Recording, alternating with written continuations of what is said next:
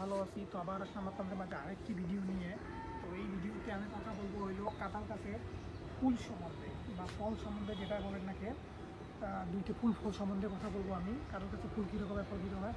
তো ফুল ফল আমি হয়তো আপনাদের দেখাইতে পারবো না, কারণ আমরা সবাই জানি যে কাঁঠাল গাছের ফুল হয় আপনার বা ফল হয় হলো গ্রীষ্মকালীন, মানে কাঁঠাল গাছ একটি গ্রীষ্মকালীন ফল।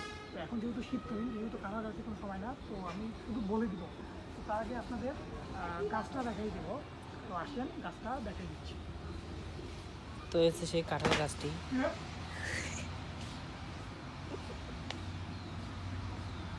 তো প্রথমে আমি দেখাচ্ছি এই কাঁঠাল গাছের গোড়।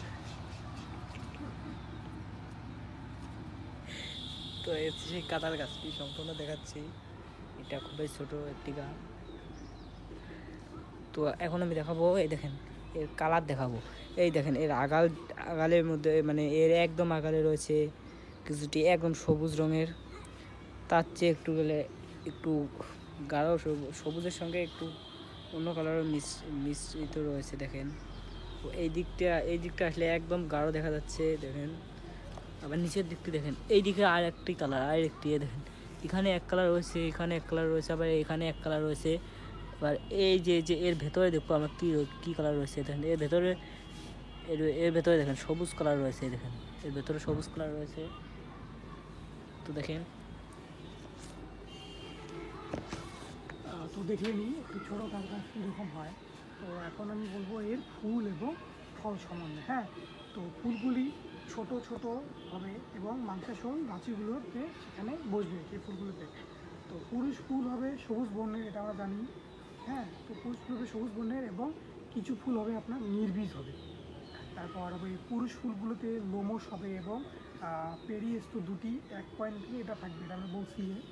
তো পরাগ বিতরণ করার পরে পুংকেশর ধূসর হয়ে যাবে এবং কয়েকদিন পরে পড়ে যাবে। তো পরে সমস্ত পুরুষ পুঞ্জমঞ্জরিগুলিতে পড়ে যাবে।